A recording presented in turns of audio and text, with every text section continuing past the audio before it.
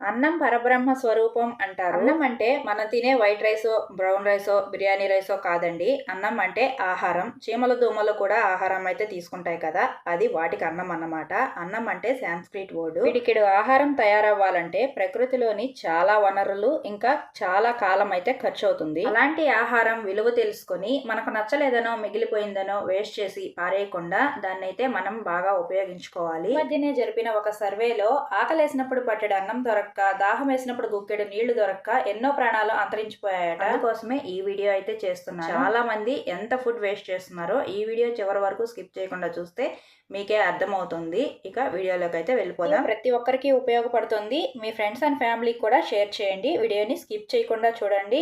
Video చూస్తున్న వాళ్ళు ఇప్పుడే ఒక లైక్ కూడా చేయండి ప్లీజ్.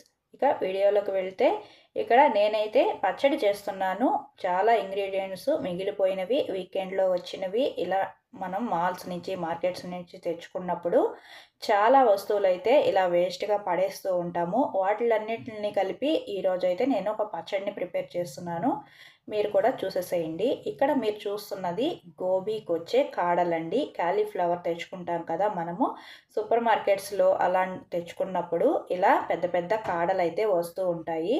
ఇలాంటి కాడలన్నీ మనం ఫ్లవర్ వరకు కట్ చేసుకొని ఈ కాడలన్నింటినీ పడేస్తూ ఉంటాము. అలా పడేయకుండా కూరగాయలు తెచ్చుకున్నప్పుడే ఇలాంటివన్నీ కట్ చేసేసుకొని ఇలాంటి పచ్చడి కనుక ప్రిపేర్ చేసేసుకుంటే చాలా టేస్టీగా ఉంటుంది. వేస్ట్ చేయకుండా యూస్ చేసుకున్న వాళ్ళం అవుతాము.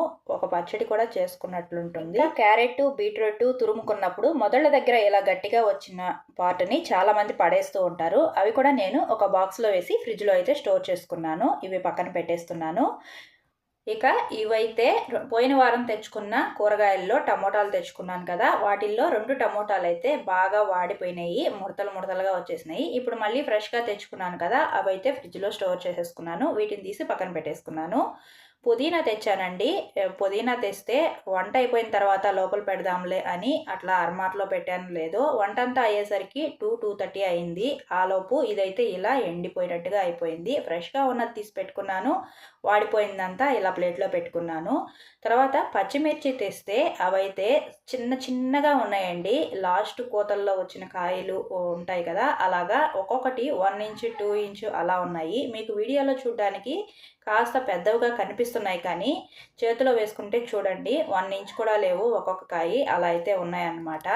ఇంత చిన్న కాయల్ని మనం రెసిపీస్ చేసుకునేటప్పుడు తరుక్కోవాలన్నా, కట్ చేసుకోవాలన్నా చాలా బాధగా ఉంటుంది కదా. అలాంటప్పుడు ఇలాంటి పచ్చళ్ళల్లో యూస్ చేసేసుకుంటే ఈజీగా పని అయిపోతుందన్నమాట. ఇవన్నీ కూడా తీసి పక్కన పెట్టుకున్నాను. పండిపోయినవి, చిన్న చిన్నగా ఉన్నవి, మంచిగా ఉన్నవేమో ఫ్రిడ్జ్లో పెట్టుకున్నాను అనమాట. ఇకపోతే ఇవి కొత్తిమీర, పుదీనా మనం సూపర్ మార్కెట్స్లో తెచ్చుకున్నప్పుడు కొన్ని సీజన్స్లో కాస్త ఏపుగా పెరిగి కాడలు పొడవుగా వచ్చేస్తూ ఉంటాయి కదా, మనము వేర్లు అయితే కట్ చేసి పడేస్తాము. ఈ కాడల్ని కూడా ఆకులు ఉన్నంత వరకే ఉంచుకొని కొరవన్నీ కట్ చేసుకొని పడేస్తుంటాం కదా. అలా కాకుండా ఈ కాడల్ని, వేర్లు తీసేసి ఈ మధ్యలో ఉన్న కాడలు చూస్తున్నారు కదా ఎంత లేతగా ఉన్నాయో, ఇవన్నీ కొత్తిమీర కాడలు అన్నమాట. కొత్తిమీర అయితే చాలా పొడవుగా పెరుగుతుంది, కాడలు కాడలుగా పెరుగుతుంది ఒక్కొక్క సీజన్లో. మాల్స్లో తెచ్చుకున్నప్పుడు, సూపర్ మార్కెట్స్లో తెచ్చుకున్నప్పుడు అయితే ఇంకా చాలా ఫ్రెష్గా, ఏపుగా, పొడవుగా ఉంటాయి. ఇలా వేర్ల పార్ట్ తీసేసి ఇలా లేతగా ఉన్న కాడల పార్ట్ల వరకు తీసుకున్నాను అనమాట. ఆకులు ఉన్న వరకు కట్ చేసుకుని ఫ్రిడ్జ్లో పెట్టుకున్నాను. ఇకపోతే పుదీనా అండి. పుదీనా అయితే ఇక నా అసలు చెప్పక్కర్లేదు. మనం ఓన్లీ ఆకులు మాత్రమే యూస్ చేసి కాడల్ని ఎంత పెద్దగా వచ్చినా సరే అలా పడేస్తూ ఉంటామన్నమాట. కానీ ఇవి చాలా లేతగా ఉంటాయి. ముదురుగా ఉన్న వరకు తీసి పడేయచ్చు, కానీ ఇలా లేతగా ఉన్న వాటిని మాత్రము ఖచ్చితంగా మనం యూస్ చేసుకోవాలి. పుదీనా ఫ్లేవర్ పచ్చళ్ళలో చాలా బాగుంటుంది, చట్నీల్లో కూడా యూస్ చేసుకోవచ్చు అనమాట. ఇలా తెచ్చుకున్నప్పుడే వీటన్నింటినీ తీసి పక్కన పెట్టేసుకుంటే మనకు ఫ్రెష్గా ఉన్నప్పుడే వాడుకున్న ఫీల్ వస్తుంది, అయిపోయిన తర్వాత కాకుండా. ఇకపోతే ఇది చింతపండు. నేను వారానికి సరిపడా కొంచెం చింతపండు కొంచెం ఒక చిన్న డబ్బాలో నానబెట్టి గుజ్జు తీసుకొని పెట్టుకుంటాను అనమాట. ఎందుకంటే మనం చట్నీలు చేసేటప్పుడు పొద్దున్నే చింతపండు నానే పని లేకుండా ఇది కాస్త వేసేసుకొని కలుపుకుంటే సరిపోతుంది. అప్పుడప్పుడు మనం వేసింది సరిపోకపోయినా కూడా కూరల్లో కావచ్చు, పచ్చళ్ళల్లో కావచ్చు, అలాంటప్పుడు ఈ గుజ్జు కాస్త వేసేసి కలిపేసుకుంటాను. పులిహోర కూడా కలుపుకోవచ్చు. ఒక్కొక్కరికి అయితే పులిహోర కూడా ఫాస్ట్గా కలిపేసుకోవడానికి యూజ్ అవుతుంది. ఇప్పుడు వీటన్నింటినీ ఇది కూడా మిగిలిపోయింది, చట్నీలు అవి సరిగా చేయక ఇది పాడైపోకుండా ఇందులో వేస్తున్నాను. ఇక వీటన్నింటినీ ఉపయోగించేసి పచ్చడి ఎలా ప్రిపేర్ చేసుకోవాలో, ఈజీగా ఎలా యూస్ చేసేసుకోవాలో ఈ వీడియోలో అయితే చూసేయండి. ఇంతవరకు చూసిన వాళ్ళు ఖచ్చితంగా లైక్ చేయండి, ఎందుకంటే ప్రతి ఒక్కరికి ఖచ్చితంగా యూజ్ అవుతుంది. ఖచ్చితంగా లైక్ చేసి షేర్ చేయండి. ఈ వీడియో పట్ల మీ ఉద్దేశం ఏంటో కూడా నాకు కామెంట్ బాక్స్లో ఖచ్చితంగా చెప్పండి. ఇక స్టవ్ వెలిగించుకొని ప్యాన్ పెట్టుకుంటున్నాను. తర్వాత ఇందులో ఒక 2-3 స్పూన్స్ ఆయిల్ వేసుకుంటున్నాను. ఆయిల్ మనం తీసుకున్న వెజిటేబుల్స్ ముక్కలు ఉంటాయి కదా, వాటి క్వాంటిటీని బట్టి తీసుకోవాలి. తర్వాత అది కాస్త వేగాక ఒక 2 స్పూన్స్ ధనియాలు, తర్వాత కొంచెం మెంతులు, ఒక 1 స్పూన్ జీలకర్ర వేసుకొని కాస్త వేగిన తర్వాత మనం పక్కన పెట్టుకున్నాం కదా కాలీఫ్లవర్ కాడలు, పచ్చిమిర్చి, క్యారెట్ ముక్కలు ఇవన్నీ కూడా వేసేసి కాస్త వేయించుకోవాలి. ఇవి కాస్త కలర్ చేంజ్ అయ్యి మగ్గే వరకు మూత పెట్టుకొని మీడియం ఫ్లేమ్లో పెట్టుకొని మగ్గించుకోవాలి. ఇలా మగ్గిన తర్వాత ఇప్పుడు ఇందులో పెద్దగా కట్ చేసుకున్న ఒక ఆనియన్ కూడా వేసేస్తున్నాను.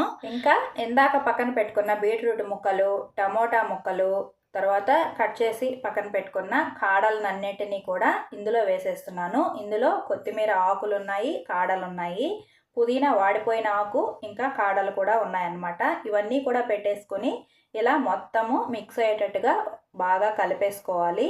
ఇవన్నీ మెత్తగా మగ్గిపోయి ఉడికిపోవాలన్నమాట, బాగా ఉడికిపోవాలి. అప్పుడే పచ్చివాసన రాకుండా ఉంటుంది. మనం ఇందులో క్యాబేజీ తరిగినప్పుడు మిగిలిన వేసుకోవచ్చు.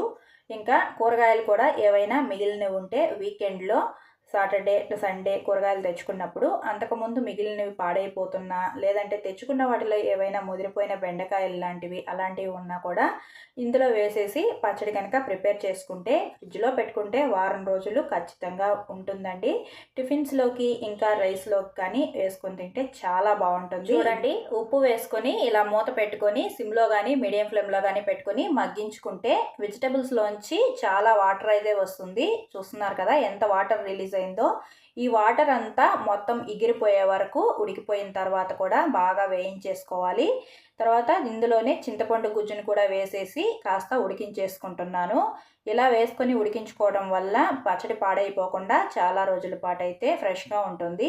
తర్వాత స్టవ్ ఆపేసి ఇలా ఒక పక్కకి మూత పెట్టుకొని ఆవిరి నీళ్లు పడకుండా చల్లారే వరకు చల్లార పెట్టుకున్న తర్వాత ఒక మిక్సీ జార్ తీసుకొని ఈ మిశ్రమాన్ని అంతా ఒక మిక్సీ జార్లో వేసుకొని మెత్తగా గ్రైండ్ చేసుకోవాలి. ఇందులోనే కాస్త పసుపు కూడా వేసేసాను. ఇలా మెత్తగా అయితే గ్రైండ్ చేసేసాను. తర్వాత స్టవ్ వెలిగించుకొని మళ్ళీ ప్యాన్ పెట్టుకొని ఒక 2-3 స్పూన్స్ ఆయిల్ వేసుకోవాలి. తర్వాత ఆవాలు, జీలకర్ర, పచ్చిశనగపప్పు, మినపప్పు, ఎండుమిర్చి, కరివేపాకు, కొంచెం ఇంగువ వేసుకొని మనం గ్రైండ్ చేసుకున్న పచ్చడినంతటిని పోపులో వేసేసుకొని బాగా ఉడికించేసుకోవాలి. ఫస్టే మంచిగా బాగా ఉడికించుకుంటే ఇప్పుడు ఎక్కువసేపు అయితే ఉడికించక్కర్లేదు. ఇలా కాస్త వేపుకుంటే కలర్ చేంజ్ అయిపోయి పచ్చడి అయితే డ్రైగా అయిపోతుంది.